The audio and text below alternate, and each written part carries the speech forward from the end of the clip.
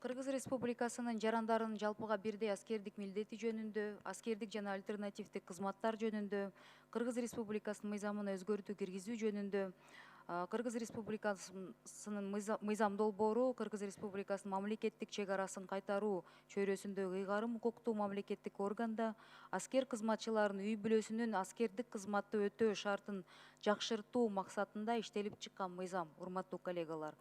Ошондо аскердик кызматка чакыруунун, аскердик кызмат өтөөнүн жана которуунун тартиби, ошондой эле аскердик кызматтан бошотуунун тартиби Кыргыз Республикасынын жарандарынын жалпыга бирдей аскердик милдети жөнүндө, аскердик жана альтернативдик кызматтар жөнүндө Кыргыз Республикасынын мыйзамы менен жөнгө салынат.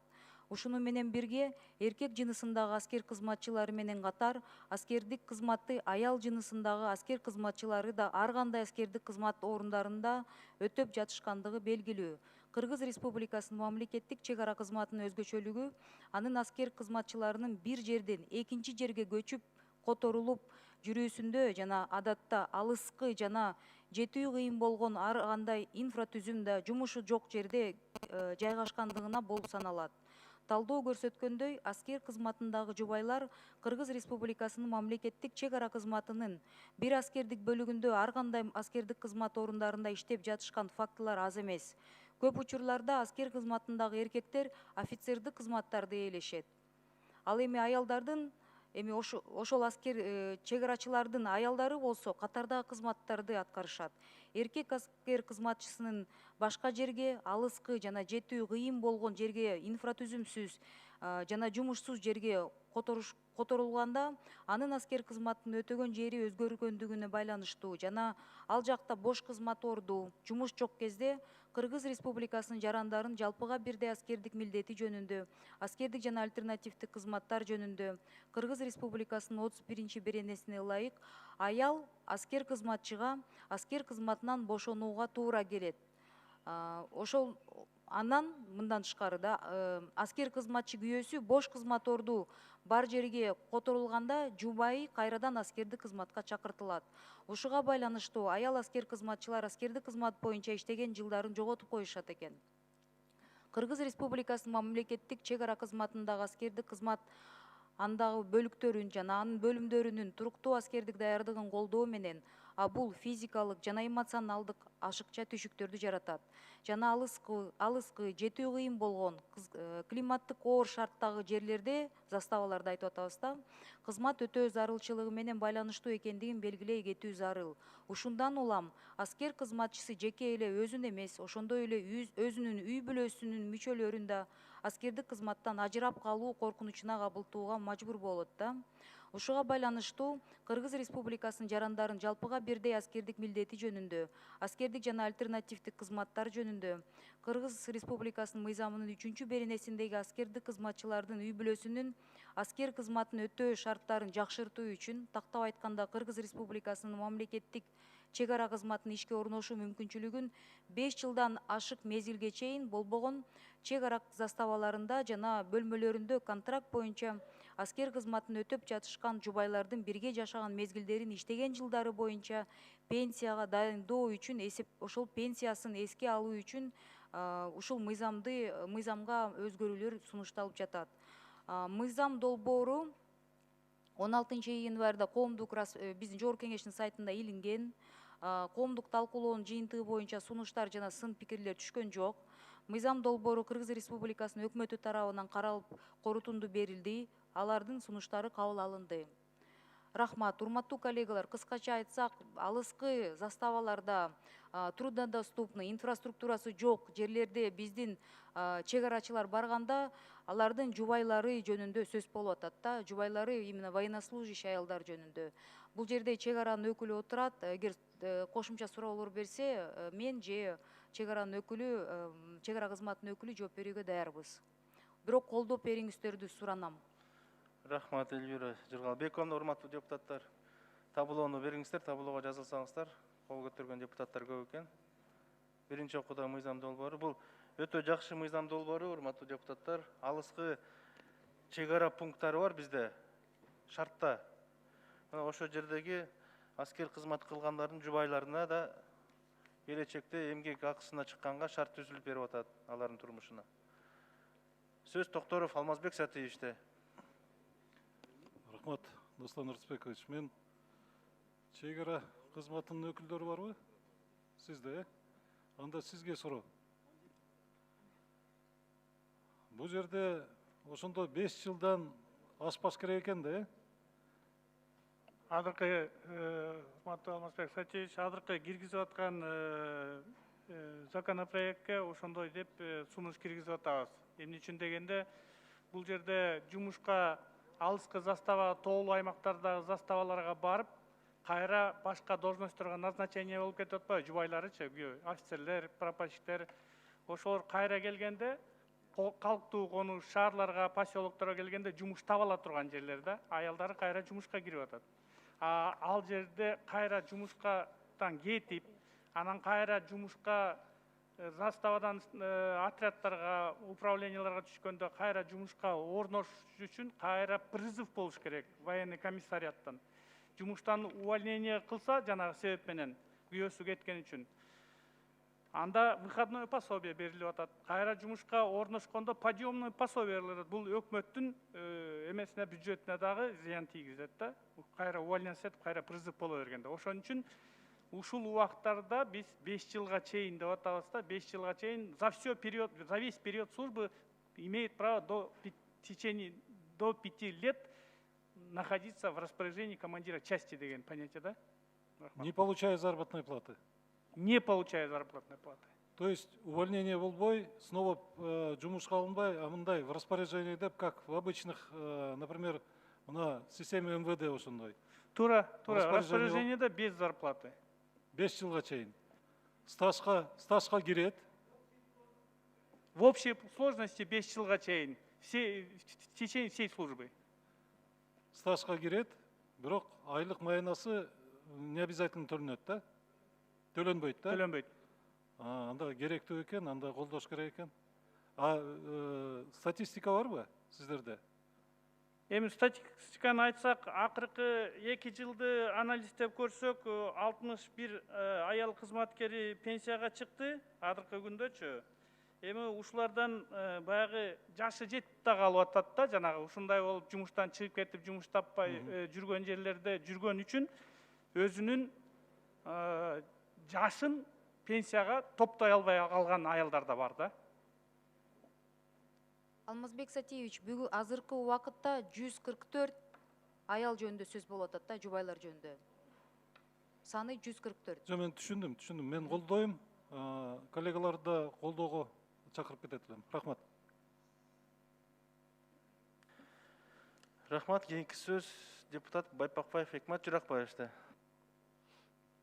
Рахмат, Санспекович. Мен мындай ушул мыйзам демлегечинин биридин, бул мыйзамды барлыктарын чыгарып кететине колдош керек. Өзүм ушул жерге барып келдим, өткөндө бул мыйзамдын пайда болгону элбир ушундай болбоду, Жырлабеков, ушул жака барып, удручающее состояние наших пограничников, тех, которые там живут. Просто это мы для себя открыли что-то новое, прошлый век открыли. Здания каких-то 50-х годов. Наши пограничники, это же ворота страны. Рядом, буквально в километре, шикарная таможня со всеми инфраструктурами, вплоть до Намазханы, там все. А наши пограничники в таких условиях, это же герои сегодняшнего времени. Это ворота наши. Любой человек, заезжая туда, видя вот это, сразу у него картина о стране появляется. Я, наверное, здесь сказал бы, вот именно о инфраструктуре сейчас заговорил. Конечно, законопроект, он очень нужен. И когда людьми говорили, вот эти были даже элементарные такие вещи, которые оказать содействие женам, никак не может правительство на протяжении ряда лет решить. Но каждый день сталкиваться с этим. И вот без өкмөткө, говорю, чиновник-то тангалам, да. Потом у меня просто вот просьба такая правительству, Алмаз Александрович, бир эме мындай карап туруп, ушул пограничниктер боюнча комитетке тапшырма бериш керек. Дастан Азбекович, тапшырма берип туруп, ушул пограничниктердин статусун, пограничниктердин азыркы акыбалын ушуну бир карап чыгыш керек. Необходимо это. У нас в городе столько зданий, сегодня бизнес. Возьмите, может быть, какое-то здание, кучу военных зданий. Такое ощущение, такое ощущение, мы живем в милитаристической стране. Посмотрите, қайерге барсаңызда военные здания стоят. 10 секунд. Полупустые. Ана барлық арендада. Ушуну бир кожоюн алып туруп, аларды жакшылап иштетип туруп, или сатып туруп, ушу пограничниктардын шартын түзүп бербейбизби? Можно же так решить, өкмөт. Ушу бир Рахмат, сунуштарды эске алабыз. Бизге айтылган. Кийинки сөз Аскарова Айнура Алмазбековнан да. Рахмат. Бұл аялдарга болгон зомбулук күчөп аткан учурда абдан жакшы мыйзам экен. 144 аял жөнүндө сөз болду. Сиз айттыңыз 61 аял заты пенсияга чыкты деп. Бул жерде маалымдамада жазылып атат, көп учурда офицердик кызматтарды эркектер ээлешет, ал эми аялдар катардагы кызматты ээлешет деп айтыңызчы. Ушул офицердик курамда канча аял заты бар? Маалымат барбы сизде? Урматтуу Айнура Алмазбековна, бүгүнкү күндө чек ара кызматында жалпысынан 628 аял кызматкери бар. Алардын ичинен 269-у ушу заставаларда служба кылат. Чек арада. Чек арада эле. 43% аялдардын болгон чек арада кызмат аял кызматкерлердин 43% алыскы заставаларда служба кылат. Алардын ошондо 43% офицердик курамда болуп калабы? Же катардагы кызматтабы? Бул жерде эң негизинен катардагы да, эми жогорку деңгээлдегилер да бар, полковник аялдар да бар, бирок алар мындай азына эседе, начальник управления, зам начальник управления отделдерде азыраак. Мен бул маалыматты сизден сурап жатканым жөн жерден эмес, мына өзүңүздөр да белгилепсиздер, катардагы кызматты илишет деп. Менин мындай сунушум, эми чек арага чейин иштеп аткан аял затын андан ары офицердик курамда көтөрүү боюнча мындай камкордук алышыңыздар керек. Аларга болгон мындай ишенбөөчүлүктөй сезим калтырат экен да бул жердечи. Эми алар деле ушул эркектер аткарган функцияны аткарып атат да, туурабы? Эркектер көргөн жашоону көрүп атышат да. Анан аларды ошол мындай офицердик курамга көтөрүү боюнча мамилени өзгөртүңүздөр деп айтат элем. Анан экинчиден ошол чек арада жашап аткан аялдардын социалдык шарты кандай абалда? Биз бул маселени бир нече жолу көтөрдүк элек да. Үй жай жагы же болбосо балдарынын баягы социалдык камсыздоосу, мектеби, бала бакчасы дегендей. Рахмат. Сурооңузга жакшы суроо бердиңиз, Айнура Алмазбековна. Биринчи сурооңуз боюнча эми аскер кызматы специфическая служба, өзүңүздөр жакшы билесиздер. Жогорку окуу жайын 4-5 жыл военный институттарда, военный училищаларда окуп келишет да, эми аял кызматкерлери ал жерде специфический болгон үчүн азыраак, ошон эмне үчүн азыраак деген бул биринчи сурооңузга. Экинчиси, заставалардагы болгон социалдык абалдары боюнча эми биздин заставалар ар кандай? 99-жылы Россия Федерациясынан 1999 жылы өткөрүп алгандан бери биз эми барыңыздар жакшы билет болушуңуздар керек, талаадан эле баштаганбыз да, мындайча айткандачы. Сарайларда, бала бакчаларда ушундай салынган, азыркы күндө салынып атат. Кээ бир заставаларда эми социалдык абал жакшы десек болот. Эми кээ бир жерлерде баягы Айнура Алмазбековна, начар да, өтө начар жерлер да бар. Биз аларды баягы жашаган жерлерди, квартираларды снимать этип, айыл жакын болсо, ошондой жерлерде жашашат. Анан бийик тоолуу жана андай жерлерде заставанын ичинде эле жашашат. Айнура Алмазбековна, мен бул суроого кошумчалап коет элем. Биз мына 1 жылдай болуп калды. Ирки штамга коллегалар менен барып келгенде, Экмат Жүрүкбаев жакшы белгилеп кетти. Мен эмес, коллегаларым баары аябай мындай өкүнгөн жерибиз, кышында ансы эле суук. Биз барган жаз маалында барып калганда абдан суук кезде акылары бир 15 миңдей алышат экен. Ошол аялдар иштебесе, акылары 15 миңдей болсо, ошо заставада жашаган биздин чек арачыларыбыз деген өз чөнтөгүнөн электричествонун акчасын төлөшөт экен да. Бул кандай шумдук? Россияда, Казактарда, кошуна мамлекеттерде эми берки Центральный Азиатский мамлекеттердикин билбейм, бирок казак менен орустар полностью төлөп беришет коммунальный услугаларын. Бизде болсо тиги тоодо, чек арада жайгашкан эми балдар үй бүлөсү менен көчүртүп алса деле аялы иштебесе, ошо хотя бы мындай моралдык жактан жардам кылалы деп бул мыйзамды алып келдик. А негизи мен ойлойм өкмөт деген кийин деле бул айтылат сөзсүз түрдө. Эми бул эмки созувда келген депутаттар айтышабы мүмкүн да. Бирок мен чек арачыларга деле айттым, муну тартынбай депутаттар барып көрүп келиш керек экен да. Светтеринен бери өз чөнтөгүнөн чек арачылар төлөйт экен. Болгону 15 сом акы салса, бул абдан туура эмес нерселер болуп атат да. Бул жерден сиз абдан туура айттыңыз, аялдардын мындай жашоо шарттары кыйын. Аябай мындай тесный кичинекей комнаталар, условиялар жок. Особенно тоодогу мындай труднодоступный заставалар, вот именно мен сөзүнүн ачыгы Иркиштамга эле барып келдим да. Мындан да начар условиялар бар экен. Бирок аяктагыныкын көрүп алып, депутаттар болуп абдан өкүнгөнбүз да. Көп нерселерди мына азыр кыйын убакытта деген именно чек арачыларды колдоп, мындай моралдык, материалдык жактан акыларын көтөрбөсөк дагы жашоо шартын биз өзгөртүп бериш керекпиз деп ойлойм. Буга өкмөт көңүл бурушу керек. Алмаз Акунжанович, сизге айтылып атат да, мына коллегам абдан жакшы суроо берип атат, бирок мен тактап көргөн, өз көзүм көргөндү сизге айтып кетет элем. Почему пограничниктер эмнеге өз чөнтөгүнөн ошол оор, шамалдуу, суук жерде жашап атса, заставадагы светтеринен бери өз чөнтөгүнөн төлөшөт? Эмнеге буну мамлекет өз мойнуна албайт?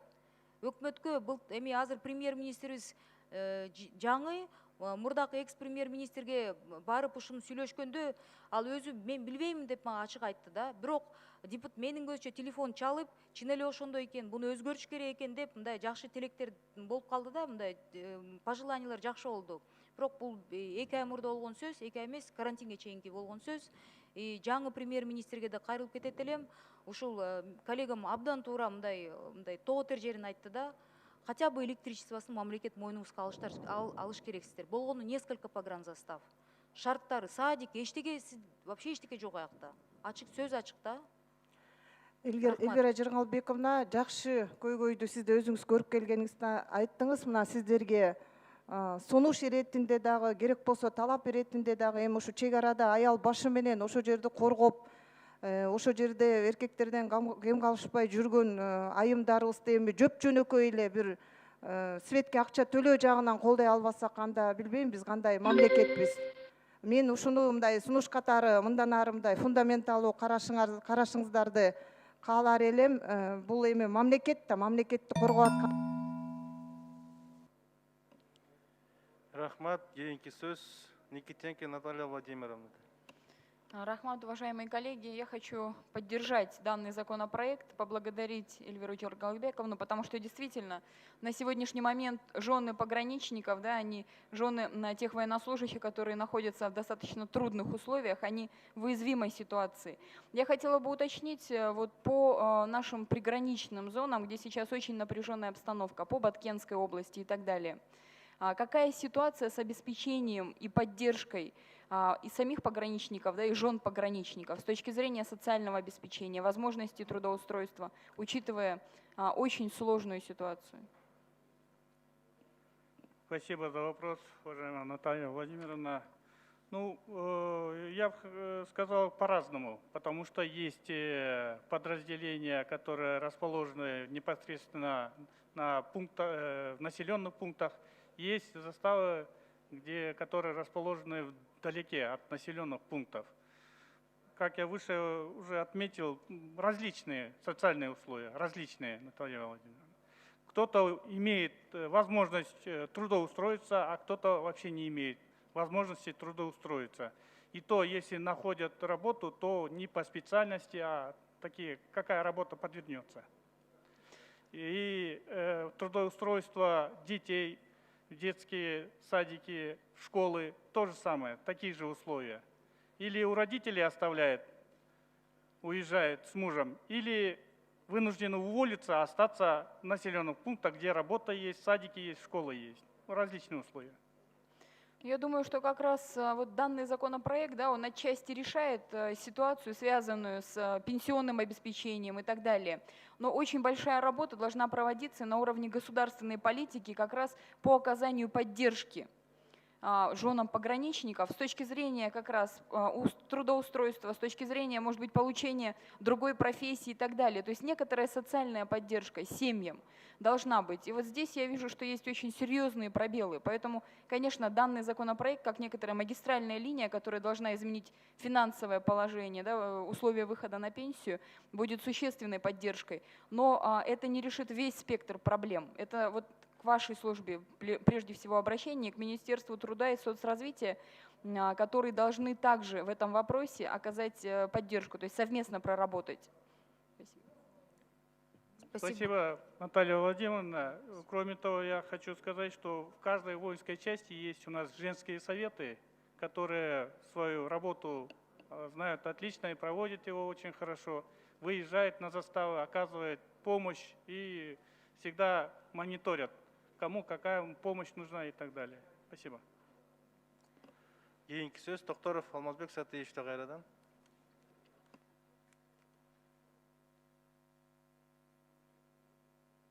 Тоқтаров Алмазбек Сатыевичтің микрофону. Рахмат, Достан Рысбекович. Урматтуу Исаков мырза, мындай суроодо эми чегарачылардын шартын көрүп атабыз да, азыр эң мындай жүгү оор болуп атат, мына Баткен окуяларын көрүп атабыз да. Ошон үчүн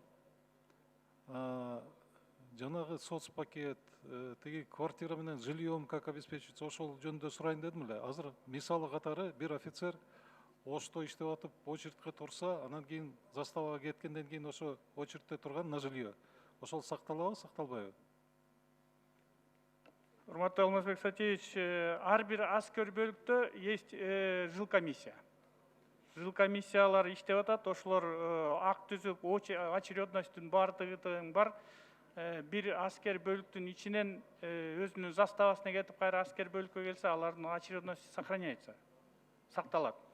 Эгерде бөлөк воинский частьке кетсечи, например. Бөлөк воинский частька кетсе, бизде баягы жилкомиссиянын өзүнүн положениялары бар. Ошо положениялар боюнча ал жерде категория, градациялар бар, категорирование. Иштеген жылына, выслуга лет, канча жыл иштеди, состав семьи и так далее. Ушундай эмелер бар да, положенияда өзүнүн каралган бардыгы. Кайра очередке тургузганда кайрадан башка критерийлерди карайт экен да, э? Критерийлер каралат ал жерде обязательно. 5 жыл, 10 жыл служба кылса, же 20-25 жыл служба кылса, алардын уже критериялар менен каралат да, в любом случае.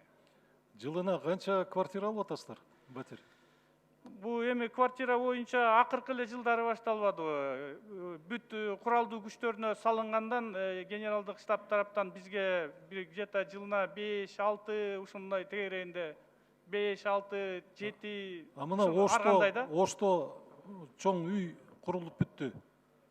Ошол канча квартиралуу үй? Ошто курулган үй боюнча дагы ал бүт куралдуу күчтөрүнүкүндө, ал жалаң эле же ГКДО же чегаралычылардыкы эмес, ар кандай. Ал жерде дагы ошондой бөлүп бергенге жараша да. Мен азыр жилкомиссия жагынан башка эме курирует этет, мындай талдап эметкен эмесмин да, но бөлүнүп берилип атат. Сиз канча жылдан бери иштеп атасыз? 36 жылдан бери. 36 жыл, анда теги бир окуяны билсеңиз керек да, Тынчтык Исмаилов боюнча.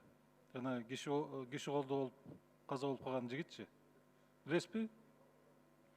Ошол во время несения воинской службы каза болду да. Убийство болгон да, туура? Ошол кандай жардам берилди мамлекет тарабынан?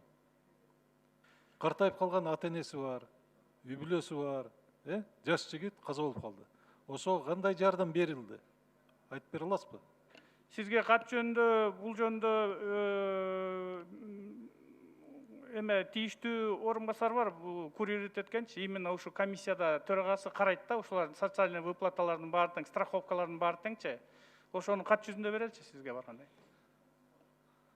Жок, тиги жооптору бар мендечи. Мен сизди мындай угулсун деп атам. Сиз билбейт экенсиз да анда, Мен азыр есімде жоқ та. Эми хотя бы однокомнатная квартира сурашып аткан да. Эми тиги во время несения воинской службы каза болуп атпайбы? Туура болобу эгерде квартира бөлүнсө? Канча жыл өтүп кетти? Каралыш керек, комиссияда каралыш керек ал. Командующий менен сүйлөшкөм, канча жолу сүйлөштүм. Ошону карап койгула. Картайып калган ата энеси бар. Ошо ишенген уулу ошол жигит болчу депчи. Анан бир комнат квартира берип койсоңор жакшы болот эле десем, караштырабыз деп чечилбеди да. Комиссияда каралды болуш керек. Мен сизге кат жүзүндө карайм. Анда ошол комиссиянын заключениясын берип коюңузчу мага, Рахмат. Кийинки сөз Эсен Аманов, Замирбек Садбакасович да. Рахмат, төрага. Мен ушул Эльвира Жыргалбековна баштаган өзүмдүн коллегаларыма абдан терең ыраазычылык билдиргим кетет. Себеби бул бүгүнкү күндө көйгөйлүү маселелердин, керектүү маселелердин бири болуп калды окшойт. Мамлекетибизде акыркы 3-4 жылдын ичинде баягы өзүнүн алдына жараша ченемдүү жакшы нерселер пограничный службада болуп атат, жылыштар бар, жоктук айтыш болбойт. Бирок ошону менен бирге бүгүнкү обсуждение, талкуу көрсөтүп койбойду. Бир топ көйгөйлүү маселелер бар экен. Ana ошого байланыштуу мен сизге бир суроону берейин дедим эле да. Мамлекетибизге келип аткан проекттер көп. Күйөөсү бир ченемдүү зарплата алса, офицер болуп, келинчеги бош болсо, тиштебесе, бирден экиден балдар да болсо керек, Кудай буйруган. Ошолордун жашоосунда мамлекетке келген проекттердин эсебинен губернатор менен биригип, айыл өкмөтү менен биригип, акимдер менен биригип, бир аракет кылуу барбы иш жүзүндө? Ошолорго бир проект эсебинен бир проекттерди ачып берип, ошол жерден пограничный службага керектүү нерселерди түзсөк болобу, же заставаларда баягы алыскы жерде деп отура бергениңиз болбойт го? Бул кейиштүү маселелердин бири болуп калыптыр. Себеби киши пенсияга чыгыш керек. Жана анда социальный условиялар болуш керек. Мисалы мен Жайыл Панфиловтан депутат болуп жүргөн адам катары айтып коеюн, ошол жерде бала бакчада пограничный служба жайгашып келет бүгүнкү чейин. Айыл өкмөтүндө воинский жанагы учет калган өзүнчө работниктер бар. Анан военный кишилердин келинчеги өздөрү военный болсо, ошолорду ошонун тегерегине жумушка орноштуруп, бирдекелерди аракет кылышыбыз керек да, баягы бюджетти карап отура бергенде да болбойт. Анан ушуга байланыштуу төрага бир эме берип койсоңуз, бир эмеге комитетке поручение берип, Кудай буйруса, эмки парламентке ушул пограничный служба боюнча 10 секунд. жакшы программаны пограничный службаны кабыл алып, бүт маселелердин көйгөйлүү ортого салып, айлыгынан өйдө тигил эмесине чейин, көйгөйлүү маселелере чейин, семьясына чейин бир комплекстик түрдө бир иш чара кабыл алсак деген ойду айтып келет. Рахмат. Протоколдук тапшырмаңызды эске алабыз. Кийинки сөз Турсунбаев Азизбек Атакозович да. Саламатсыздарбы, урматтуу депутаттар. Мен бере турган суроого коллегаларым берди, жооп алдым, кайталабай эле коеюн. Мен ушул коллегам Эхмет Журукбаевич жакшы маселе көтөрдү. Ушул чек ара маселеси боюнча өзүнчө бир өкмөт менен бирдикте бир карасак жакшы болот эле да. Себеби чек ара маселесинде көптөгөн толгон токой кемчиликтер көп.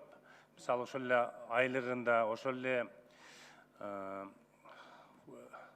салып аткан турак жайларда, ошондой эле баягы заставада болуп жаткан маселелер, мына жакшы айтты, ошо киргенде кандай акыбалда бүгүнкү күндө биздин чек арачылар жашап атат, техникалары, формалары боюнча ушул баардык маселени биз бир отуруп карашыбыз керек да. Бүгүнкү күндө ошол чек арада акыркы мезгилдерде көп окуялар болуп атат. Чек арачылар ошол жерлерде жок жерден эле баягы күнөөлүү болуп калышып атат да. Мисалы, ошол жерде чек арачылар кайтаргандан кийин алардын эч кандай жанагы жок, алар границаны карап атат.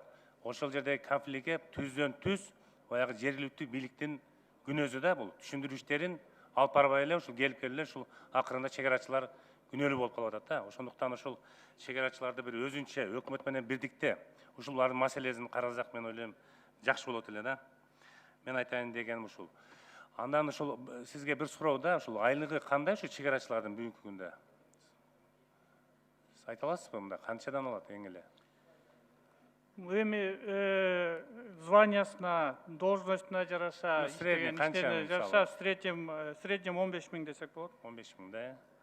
Контрактниктер эми сиздерде кандай? Контракттер кандай болот?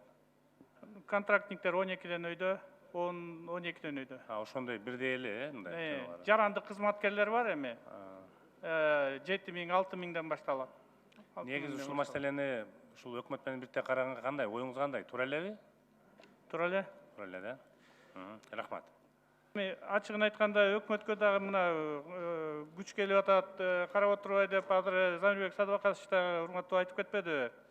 Бүгүнкү күндө бизде строительство боюнча Лейлек районунда заставалар, Аксайда Боруктун жанында жакшы билесиздер, жана Дача деген ошол жерде ак жол, бул жерде КППлар салынуу боюнча көп өкмөттүн дагы сиздердин дагы тапшырмаңыздар боюнча акча бөлүп берилсин деген тапшырманын баары Минфинге барып түшкөн. Минфинден баарына тең эле жооп келип атат. Бюджеттен каралган эмес. Возможность болсо караштырабыз депчи. Азыр ошонун баары токтоп турат.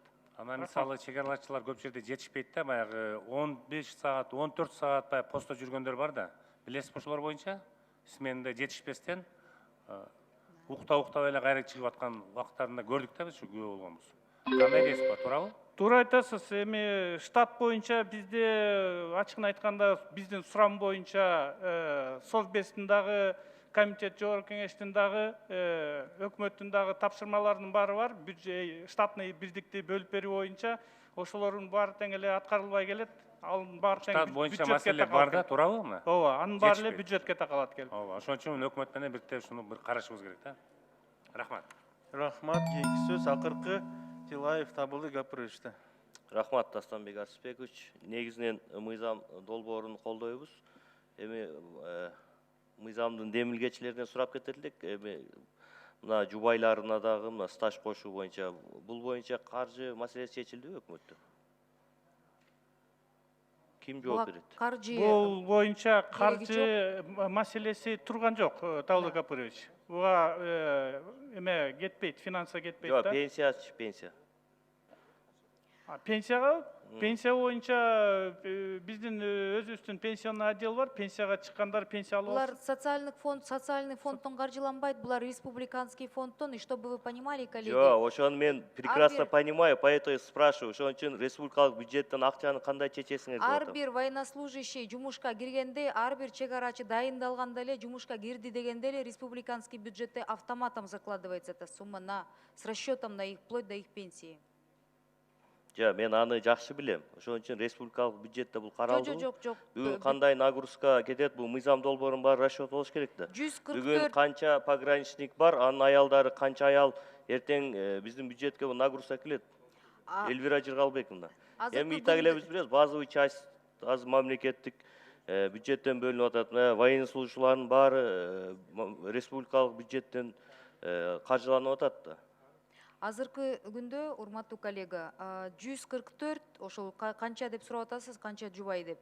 144 аял жөнүндө сөз болуп атат да. Бүгүнкү күндө, мына азыркы убакыттагы цифра.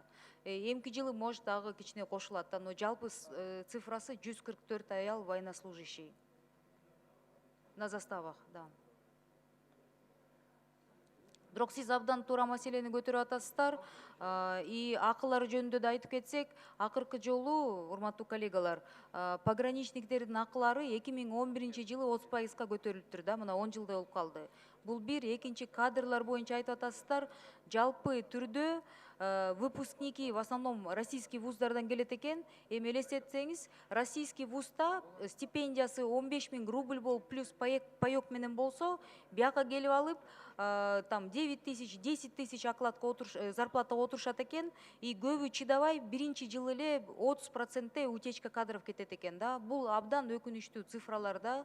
Мен ойлойм, өкмөт Алмаз Ахунжанович, биз бул жагын караш керекпиз да. По контракту Россияда окуп келген пограничникке именно ушул профессия барып окуп келгенден кийин договоренность боюнча бир нече жыл биякта иштейт, бирок как только возможность чыкканда башка жумушка которулуп кетип атышат. То есть биз атайы дайындалган жакшы кадрларды жоготуп атабыз. 30% мен ойлойм, бул абдан чоң цифра.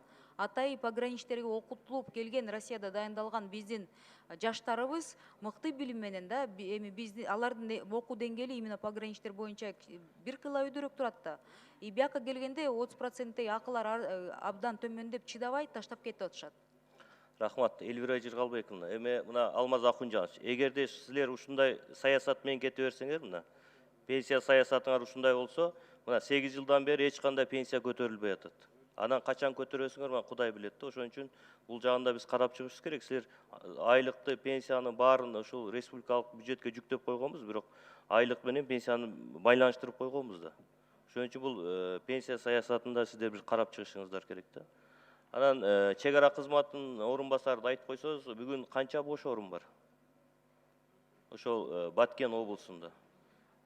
Мен сизге бош орундар боюнча алган жок элем, өзүнчө берейин.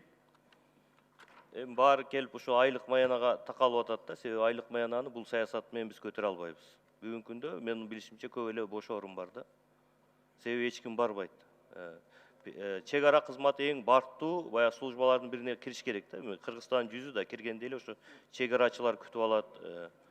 Анан ошон үчүн бул айлык маянасыны пенсия маселесин да бир өкмөттө бир катуу талкуулап чечишиңиздер керек. Алмаз Акунжанович. Мындай жол менен барсак, мына 8 жылдан бери өзгөрүү жок да. Талгат Гапарович, мен түшүндүм, пенсия саясатын карап чыгабыз, бизде ошо пландарыбыз бар. Сизге официалдуу түрдө жоопту беребиз. Сөз караш керек, мыйзам долбоорун колдойбуз биз. Рахмат. Рахмат. Жаныбек Сүйүнбекович, табылоо берилген, табылоого жазылыш керек эле. Табылоо ачык турду, эми сизге бир эметели. Микрофон бергиле 2 минут. Жоробеков Жаныбек Сүйүнбаевич, микрофон. Табылоого жазылып жетишип турсаңыздар. Рахмат, урматтуу Дастан Арсбекович. Жакында Баткен областына чек арага кызматтык сапарымдын негизинде чек арачылардын айрым көйгөйлүү маселелери боюнча маалымат алып келдим. Есть льготные условия кредитования военнослужащих, и там в этих условиях есть обязательное условие, что военнослужащие получают ипотечные кредиты только по месту фактического несения службы. И я столкнулся с такими вопросами, например, военнослужащих в Баткене, которые сами с Иссыкульской области, с Чуйской области, и семьи, их семьи находятся сами по месту их постоянного проживания в Иссыкульской и Чуйской области. И если наши пограничники готовы основную долю своей зарплаты отдавать за ипотеку и платить за эти квартиры в Иссыкульской и Чуйской области, почему мы не должны им такие условия предоставлять? Алмаз Акунжанович, к вам вопрос, пожалуйста, проработайте. Если есть такие условия, как их пересмотреть и создать такие условия для наших пограничников. Макул карап чыгабыз, сөзсүз түрдө. Официалдуу сизге кабарын беребиз. Рахмат. Рахмат, башка ушу менен мыйзам долбооруна жазылган депутаттар жыйынтыкталды. Анда тийиштүү комитеттин корутундусун кароого өтөбүз. Сөз эл аралык иштер коргоо жана коопсуздук боюнча комитеттин мүчөсү Шарапов Закир Эшматовичте. Окуп койсоңуз чечимди. Эл аралык иштер коргоо жана коопсуздук боюнча комитеттин 2020 жылдын 16 июндагы корутундусу мыйзам долбоорунун концепциясы жактырылсын жана Кыргыз Республикасынын Жогорку Кеңешинде аны биринчи окууда кабыл алуу сунушталсын. Рахмат.